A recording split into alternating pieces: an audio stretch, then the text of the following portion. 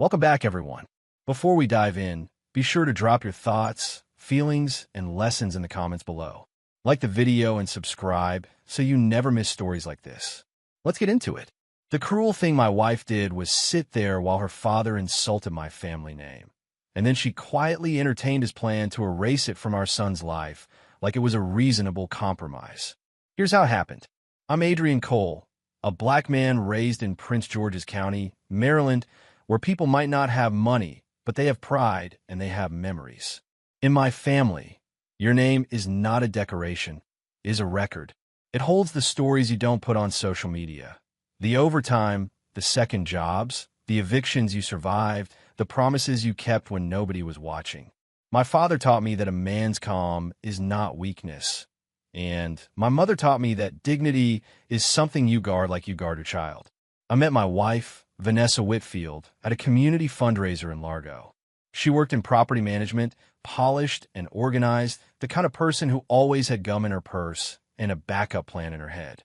I was running operations for a regional logistics company in Landover, the kind of job where you learn to solve problems quietly and keep your voice steady when everyone else panics. Vanessa told me she liked stability. I believed her. We dated for 2 years, got married in Upper Marlboro, and moved into a townhouse in Bowie that felt like proof we were building something lasting. The first sign of trouble wasn't a dramatic blow-up. It was a pattern. Vanessa's father, Raymond Whitfield, always positioned himself like the head of our table, even when he was a guest. He talked over me the way certain men do when they think their suit makes them the authority. He had money, connections, and a deep belief that love was a hierarchy. At first, I told myself he just needed time. A lot of families have a gatekeeper.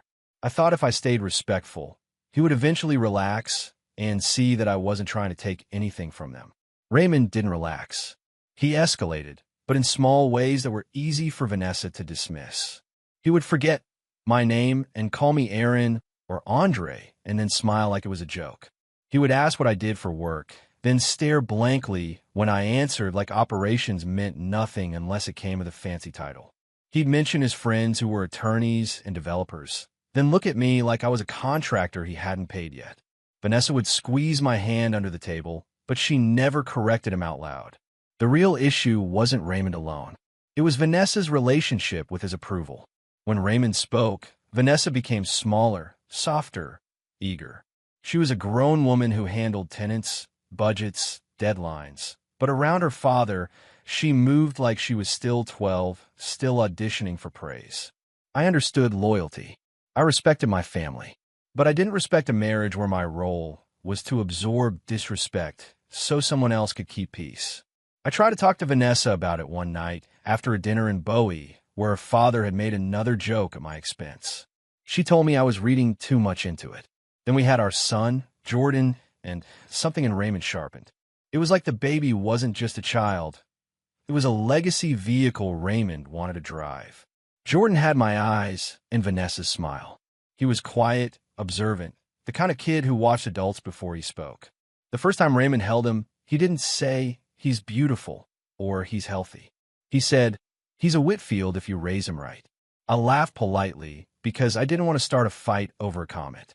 But I felt it like a hand closing around something that wasn't his. Over the next year, Raymond's visits became inspections. He walked through our living room like he was evaluating the furniture. He asked where Jordan would go to school, what neighborhood we would eventually move into, whether we planned to upgrade our life.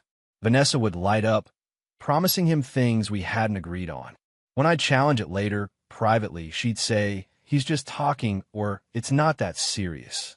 But it always became serious when Raymond wanted something. And the moment I pushed back, Vanessa acted like I was the one causing drama. The Sunday everything broke happened in a house in Bowie that was full of food and people and 4 smiles. Vanessa invited her parents for dinner, plus her aunt and 2 cousins. I made ribs, mac and cheese, greens, cornbread, the kind of meal my mother taught me to cook because hospitality is how we show love. Jordan was at the table with crayons, drawing cars. Vanessa wore a soft yellow dress, moving around the kitchen like she wanted the night to go perfectly. Raymond came in loud, kissing Vanessa's cheek, calling Jordan my boy, then shaking my hand like he was doing me a favor. At first, it was normal conversation, work, traffic, school zones. Then Raymond's tone shifted, casual like he was discussing weather. He asked, "So what last name are you putting on Jordan's school documents?" "Cole." He said my last name slowly, like it was unfamiliar. I told him yes. "Cole. Same as mine." Raymond leaned back in his chair and smiled at the ceiling, like he was waiting for laughter. "That name doesn't open doors," he said. "It doesn't mean anything in the rooms that matter. Vanessa married down, but we can still save the child." The room didn't go silent in a dramatic way. It went quiet in the way people get when they don't want to pick a side. Vanessa's aunt stared at her plate. One cousin pulled out her phone and pretended to scroll. Jordan looked up at me, confused by the tension. I felt heat rise behind my eyes, but I kept my face still. I said, "My name is not a problem to solve." Raymond waved his hand like I was interrupting him. "I'm just being honest," he said. "Whitfield is a name with weight." Then he turned to Vanessa and said, "We can fix this before it becomes permanent." I waited for Vanessa. I waited for her to say, "That's my husband," or "Stop talking about him like that." Instead, she did the one thing that broke my trust clean in half. She sighed, like I was the difficult one, and said, "Dad, not tonight. Not don't say that. Not apologize. Just not tonight." As if the insult was acceptable, only poorly timed. Raymond smirked. That smirk told me everything. He knew she wouldn't choose me in front of him. He knew he could say anything and still be protected. After they left, I stood in the kitchen staring at a counter full of plates and crumbs, feeling like my home had been invaded and my wife had held the door. Vanessa came behind me and wrapped her arms around my waist like she could solve it with softness. I stepped away. She asked why I was taking it so personally. I told her it was personal because it was my family name. She said he's old school. He wants what's best for Jordan. I asked her what was best about humiliating the man raising Jordan. Vanessa's eyes hardened. "You always have to make things a battle," she said.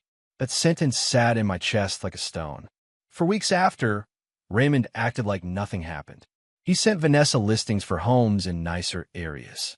He sent her articles about legacy and family branding. He started referring to Jordan as Little Whitfield in text messages. Vanessa didn't correct him. One night, I looked over her shoulder and saw her typing back, laughing at something he wrote. I asked her why she was playing along. She snapped, "Stop policing my relationship with my father." I told her it wasn't about policing. It was about protecting our son from being used to disrespect me. Vanessa stared at me, then said, "You're insecure. I tried therapy first, just us, not a spectacle." I suggested counseling in Greenbelt with a black therapist who understood the weight of family and pride without turning it into a performance. Vanessa agreed, but she treated the sessions like a chore. When the therapist asked her why she didn't defend me, Vanessa said, "I just don't like conflict." The therapist asked, gently, "Is avoiding conflict worth sacrificing your husband's dignity?" Vanessa didn't answer directly. She said, "Adrian can handle himself." That was the problem. In her mind, my strength meant I didn't deserve protection. The next betrayal came disguised as paperwork. Vanessa came home one evening with a folder, moving too carefully, eyes too focused. She set it on the kitchen island like it was a gift. "My dad talked to someone," she said. "It's not a big deal, but he drafted something." I opened the folder and saw a document about changing Jordan's last name to Whitfield. Not hyphenating, not a conversation starter. A full plan, printed, highlighted, with sticky notes on the signature lines. Vanessa spoke quickly, like speed could make it less ugly. "He thinks it'll help Jordan in the future. It's just an option." I stared at the paper until the words blurred. My throat tightened, not with anger, but with grief. This wasn't just disrespect from a father-in-law. This was my wife bringing me a knife and calling it a tool. I asked Vanessa if she agreed with it. She didn't say no. She said, "Can we at least talk about it?" I asked who she had already talked to. She hesitated. That hesitation answered me. She had already entertained it with Raymond. My voice stayed calm, but my hands shook. "You let him draft a legal document to erase me," I said. Vanessa flinched like I was being dramatic. "It's not erasing you," she said. "You'd still be his dad." That night, I didn't sleep.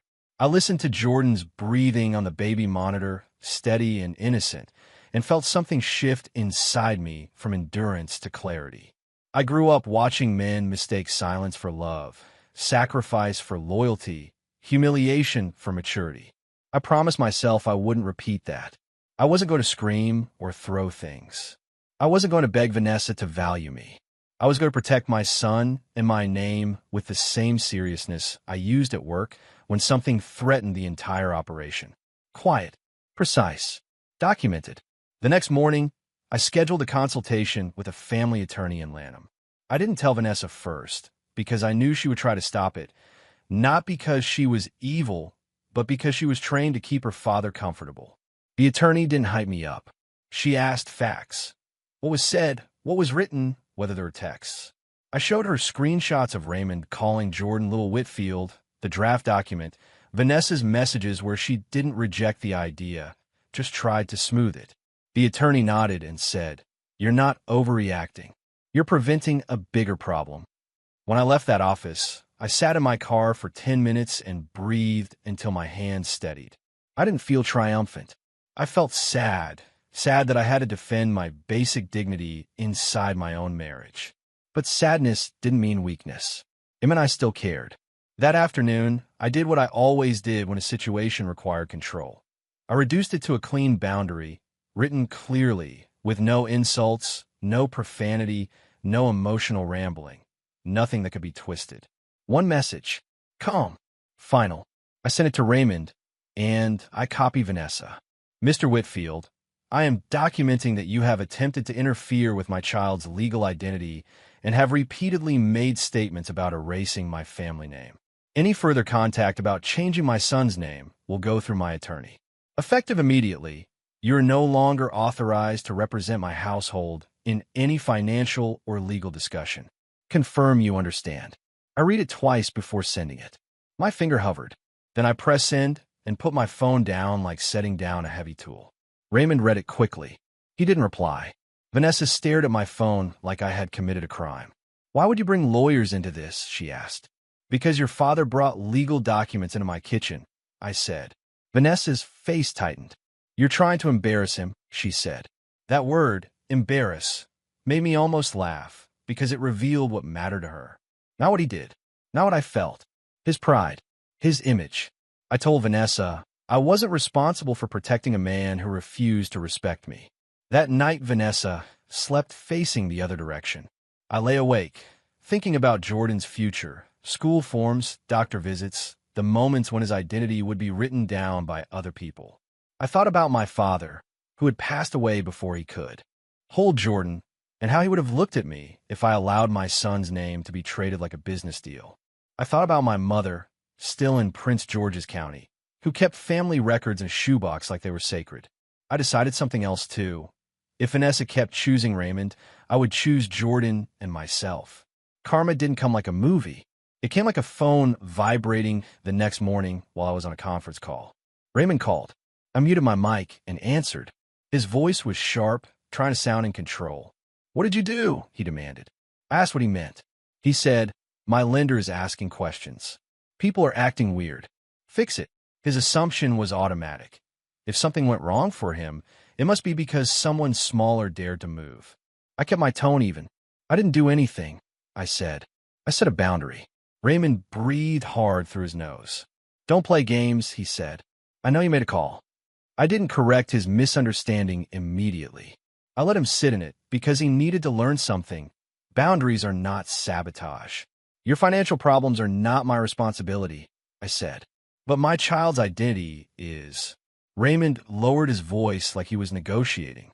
"Adrian, listen," he said. "We're family. We can handle this privately." I almost told him, "We were family when you insulted my name, too." Instead, I said, "If you contact Vanessa again about Jordan's last name, my attorney will respond." Raymond went quiet. Then he asked, "Who's your attorney?" That was the first time I heard uncertainty in him. What happened on Raymond's side was simple and realistic. When someone receives a legal notice, especially one involving interference with a child's legal identity, institutions become cautious. My attorney had sent a basic, professional inquiry that morning, not accusing Raymond of crimes, just demanding he cease contact and stop attempting to influence legal decisions about Jordan. It wasn't dramatic. It was clean. And because Raymond was in the middle of trying to close a property deal in Washington, D.C., anything that looked like potential liability made people slow down. Lenders don't care about arrogance. They care about risk. Raymond couldn't bully risk into disappearing. Raymond called Vanessa next, and I heard about it because she stormed into the kitchen with her phone in her hand like it was a weapon. "My dad said you're trying to ruin him," she said. I looked at her and said, "Your father's reacting to being told no." Vanessa paced, breath quick. "You could have just talked to him," she said. I pointed at the folder he had sent. "He skipped talking," I said. "He went straight to paperwork." Vanessa's eyes flashed. "He was trying to help," she insisted. I asked, "Help who?" She didn't answer. She slammed her phone down and said, "You're making me choose." "No," I said quietly. "You've already been choosing. I'm just finally responding." That sentence landed harder than any yelling would have. Vanessa stared at me as if she didn't recognize me. In her mind, I was the steady one who absorbed impact. I was the man who kept meals warm and tones calm. She didn't know what to do with the version of me who refused to be minimized. I told her we needed to talk about boundaries, counseling, and what it meant to be married. Vanessa said, "I don't want to talk. I want you to undo this." I told her I couldn't undo dignity once it was demanded. Over the next 2 weeks, Vanessa tried a different tactic, sweetness. She cooked my favorite breakfast. She touched my shoulder when she passed me in the hallway. She told me Jordan missed family dinners. But she never said, "I'm sorry." She never admitted she was wrong. The sweetness wasn't remorse. It was management. She wanted the household to return to its old shape, where Raymond could press down and I would stay quiet. I didn't punish her. I just stayed clear. I was present with Jordan, gentle with him, careful with my words. But inside, I was building a private plan the way I built work schedules, stable, legal, prepared. Counseling continued, and the therapist noticed Vanessa's pattern. She asked Vanessa, "When your father insults Adrian, what do you fear will happen if you defend your husband?" Vanessa's jaw tightened. She said, "My dad will think I'm ungrateful." The therapist nodded. "So you trade your husband's dignity for your father's approval," she said softly. Vanessa snapped, "That's not fair." The therapist didn't argue. She asked, "Is it true?" Vanessa went quiet. I watched my wife struggle with a truth she didn't want to name. I didn't feel victorious. I felt heartbroken. One night, after Jordan fell asleep, Vanessa admitted something in a small voice. "My dad paid for college," she said. "He helped with my first apartment." I told her I respected that. She nodded, eyes wet, then said, "He reminds me of it." That sentence explained a lot. Raymond's generosity was never free. It came with strings. Vanessa had been trained to confuse control with care. I told her, "I'm not competing with your father. I'm building a family with you.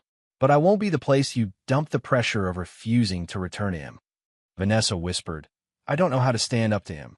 I said, "Then you're not ready to be married to me." Raymond's silence became strategic. He stopped coming by. He stopped sending listings. He stopped texting Little Whitfield. On the surface, it looked like he finally backed off. But I knew men like him don't retreat without plotting the next angle. Vanessa acted like the problem was solved. She told her friends I was being dramatic, but things were fine now. I didn't correct her publicly. I didn't want gossip. I wanted legal stability and emotional safety for Jordan. I started documenting everything more carefully, dates, messages, conversations. Not because I wanted war, but because I refused to be unprepared if Raymond tried again. The quiet lasted until a family event in Washington, D.C., at Vanessa's cousin's graduation dinner. Raymond showed up in a tailored suit, smiling too wide, acting like he had always respected me. He shook my hand firmly, looked me in the eye, and said, "Adrian." Correct name, clear voice. It was a performance for the room.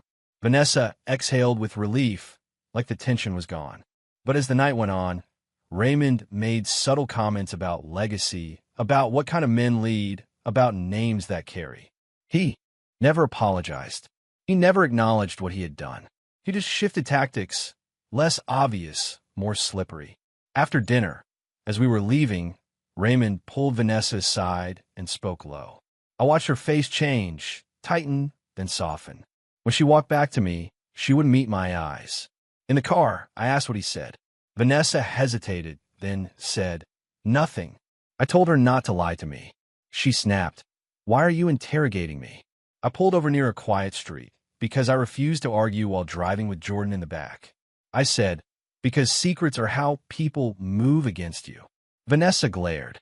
Finally, she admitted Raymond had offered to set up a trust for Jordan, under one condition. The child's last name would be Whitfield. I felt my chest go cold. "And you didn't shut it down?" I asked. Vanessa said, "It's a trust, Adrian. It could help him." I looked at her, stunned by how easily she could package erasure as opportunity. I told her, "Jordan doesn't need money that requires him to deny his father." Vanessa said, "You're making this about pride." I said, "I'm making it about identity." Then I said something I had been holding back. "If you keep entertaining this, you are telling our son that his father is optional." Vanessa didn't answer. She stared out the window, jaw tight, like she was angry at me for naming the truth. That was the night I decided separation wasn't a threat. It was a path. I didn't rush. I didn't storm out. I started planning like an adult with a child, responsibilities, and a future. I opened a new bank account at a different branch. I rerouted my direct deposit. I listed my monthly expenses. I checked the lease terms.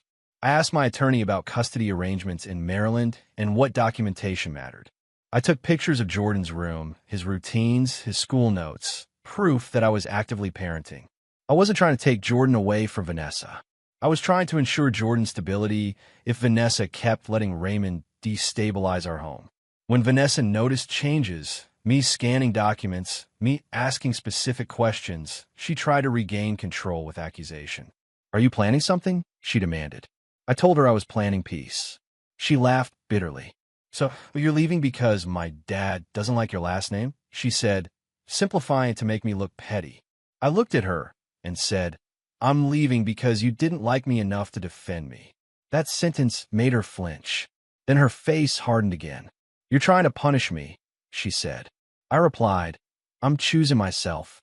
Punishment would be staying and letting resentment rot us from the inside." The next months were heavy. Vanessa moved between anger and avoidance. She didn't beg me to stay. She didn't apologize. She acted like I was abandoning her by refusing to accept humiliation. Meanwhile, I stayed consistent for Jordan: breakfast, school drop-offs, bedtime stories, weekend park trips in Largo. I kept my voice calm, even when my chest burned. I didn't speak badly about Vanessa to Jordan. I didn't mention Raymond. I refused to let my child become a messenger in adult conflict. Still, there were nights after Jordan slept when I sat alone on the couch, staring at the dark TV screen, mourning the life I thought I had. The court process wasn't dramatic. It was exhausting. Forms, schedules, proposed parenting plans. Vanessa's attorney tried to frame me as controlling, as if boundaries were hostility. My attorney kept it factual. We didn't throw mud. We presented documentation, the name change draft, the messages, the trust condition. The judge didn't need a speech. Judges respond to patterns and proof. Vanessa looked annoyed more than hurt, as if the legal system was inconvenient. Raymond didn't show up in court, but his influence was obvious in Vanessa's talking points. When it was over, we had a custody arrangement focused on Jordan's stability and my equal role as a father. My private success didn't look glamorous. It looked like a quiet apartment in Laurel with a second bedroom, painted a soft gray blue, Jordan's favorite. It looked like my own plates in my own cabinet, groceries arranged neatly, school uniforms folded clean. It looked like waking up early to pack lunches and driving to school without dread in my stomach. I didn't throw parties. I didn't announce anything. I just lived in a space where my name wasn't debated. Over time, my body relaxed in ways I didn't realize it had tightened. Peace changes you. It makes you realize how loud stress was. Vanessa struggled with a new reality. She would text me short, sharp messages about drop-off times, as if efficiency could cover the emotional mess. Sometimes she'd try to provoke me. Comments like, "Jordan asked why you left," or "My dad thinks you're petty." I didn't react. I responded only about logistics. Vanessa hated that. She wanted to fight because a fight would mean we were still tangled. My comment I had moved on mentally, even while co-parenting responsibly. And that was the part she couldn't control. I wasn't punishing her. I was simply no longer available for disrespect. Raymond reappeared months later, not at my door, but in the way he always did, through influence. Vanessa told me Raymond wanted to take Jordan on a weekend trip. I asked for details. Location, hotel, itinerary. Vanessa rolled her eyes like I was being difficult. I wasn't. I was being a father. I said any trip would require written details, plus confirmation that no conversations about Jordan's name would happen. Vanessa said, "You're obsessed." I replied, "I'm protective." She scoffed. Raymond didn't get the trip. He didn't like hearing no, but he had learned that legal boundaries weren't made of air. The apology I never expected came in a most ordinary place, a Target parking lot in Hyattsville during a custody handoff. It was a bright afternoon, sunlight reflecting off windshields, carts clacking against each other. Vanessa pulled in. Jordan hopped out with his backpack, ran to me excited, talking about a book fair at school. Then I noticed Raymond's SUV behind Vanessa's car. My stomach tightened instinctively. Raymond stepped out slowly, not with his usual swagger, but with something heavy on his face, fatigue, maybe. He watched Jordan hug me. For a second, Raymond's expression softened, almost pained. Vanessa went inside Target with Jordan to grab something quickly, leaving Raymond and me near the cart return. The silence between us was thick. Raymond cleared his throat. "Adrian," he said, careful, like he had practiced saying it correctly and didn't want to fail. I didn't respond right away. I just held his gaze. Raymond swallowed hard. Then he did something I had never seen him do. He lowered his eyes. "I was out of line," he said. "No joke. No excuse. About your name. About your family. About trying to rewrite things that weren't mine to touch." The word rewrite hit me because it was the truth. Raymond rubbed his palm over his mouth like he was trying to push pride back inside himself. "I can't undo what I said," he continued. "But I'm sorry I said it. I'm sorry I made you feel small in your own home." His voice wasn't dramatic. It was quieter, rougher, like he didn't know how to do remorse gracefully. His eyes looked glassy, and he blinked hard like he refused to let tears happen. "I don't expect you to forgive me fast," he added. "I just needed you to hear it from me."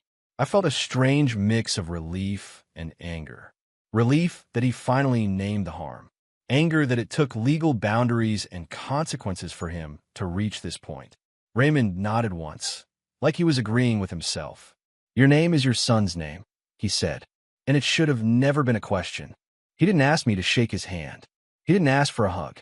He didn't say, "Let's move forward." He just stood there and let the silence sit, like he understood he owed me discomfort. When Vanessa and Jordan returned, Raymond stepped back and gave us space, almost respectfully. Raymond opened his car door, then paused and looked at me again. "You did what a father is supposed to do," he said, barely above a breath. "I forgot my place." Then he got in and drove off. Vanessa didn't mention it on the ride home. She didn't say my dad apologized. She didn't say I'm sorry. She acted like the moment didn't exist, like acknowledging it would force her to face her own failure. But I carried it anyway, not as a trophy, not as revenge, as confirmation. Even Raymond had finally learned what Vanessa refused to. My name was not negotiable. The apology didn't fix my marriage. It wasn't magic. It didn't erase the nights I stared at documents in disbelief or the way Vanessa's silence at that dinner cracked something in me. But it did something important. It ended Raymond's narrative that I was less than. He had tried to reduce me to a name he could dismiss. Now he had to admit the name carried weight because I carried it with discipline. I didn't ruin him. I didn't expose him. I simply refused to fold. And in refusing, I forced him to see himself clearly, something prideful men avoid their entire lives. Vanessa, however, stayed complicated. She didn't like Raymond's apology because it highlighted her own behavior. She began to act colder, more transactional, as if the end of the marriage meant she could finally stop pretending to respect my boundaries. She pushed back on small things, school choices, schedule flexibility, testing how far she could go. I stayed consistent. I followed the parenting plan. I showed up early. I kept records. I kept my voice calm. The more stable I became, the more Vanessa seemed irritated by it, like my peace was an accusation. But I refused to carry guilt for choosing dignity over comfort. Over time, I noticed something in Jordan too. He became more confident, more talkative, like children do when they feel secure. He started bringing home drawings with Jordan Cole, written across the top in careful letters. The first time I saw it, my throat tightened, not because a name on paper was everything, but because it represented something deeper. He knew who he was. He wasn't being pulled between narratives. He was being raised by a father who would not disappear quietly and a mother who, even if imperfect, still loved him. And he had a grandfather who finally learned boundaries. My private transformation wasn't loud. It looked like promotions earned through competence, not through politics. It looked like finishing my bachelor's degree at night, one class at a time, because I wanted Jordan to grow up seeing follow through. It looked like building savings, paying down debt, and setting up a simple college fund under Jordan's full legal name. It looked like refusing to date recklessly just to prove I was fine. I was fine because I was stable, because I was present, because I was no longer living under constant disrespect. People sometimes confuse quiet with weak, but quiet is where real rebuilding happens.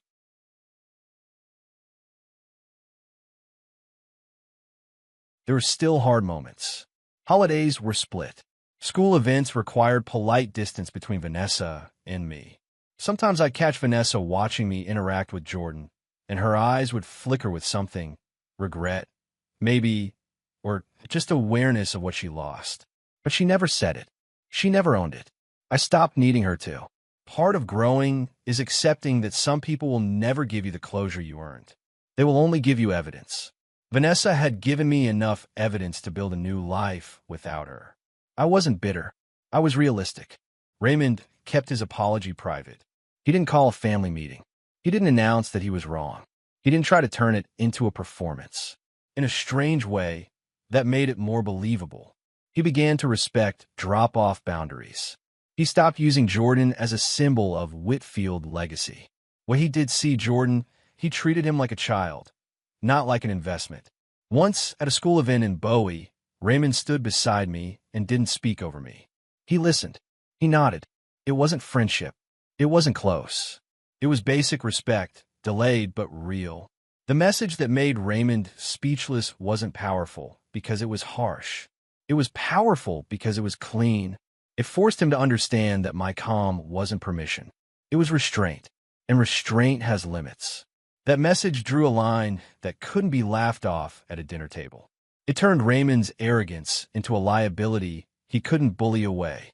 And it revealed the truth about Vanessa. She had been relying on my patience as if it were infinite.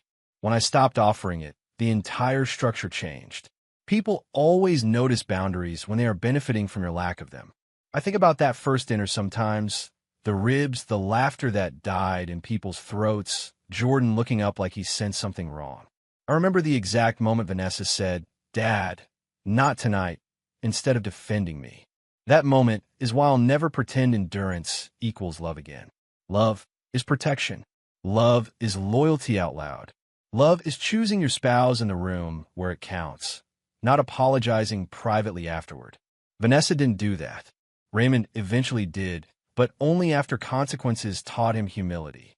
I learned something too. You don't need to be loud to be unmovable.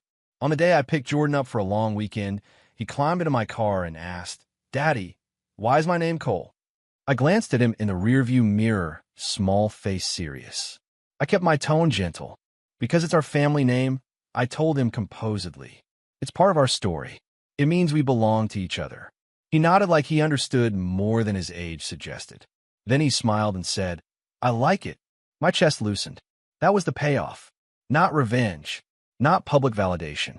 Just my son knowing himself without confusion. Later that night, after Jordan fell asleep in his Laurel bedroom, I sat at my kitchen table and looked at the quiet apartment around me. No tension. No fear of the next insult. No need to explain why dignity matters. I thought about my father and wished he could see this version of me. Steady, clear, unbothered by other people's arrogance. I thought about my mother and knew she would smile at the way I had protected our name without violence, without spectacle, without losing myself. This is what success looks like when you keep it private. A stable home, a present father, and a life no one else gets to rename. Raymond never became a perfect man. Vanessa never became the wife I needed.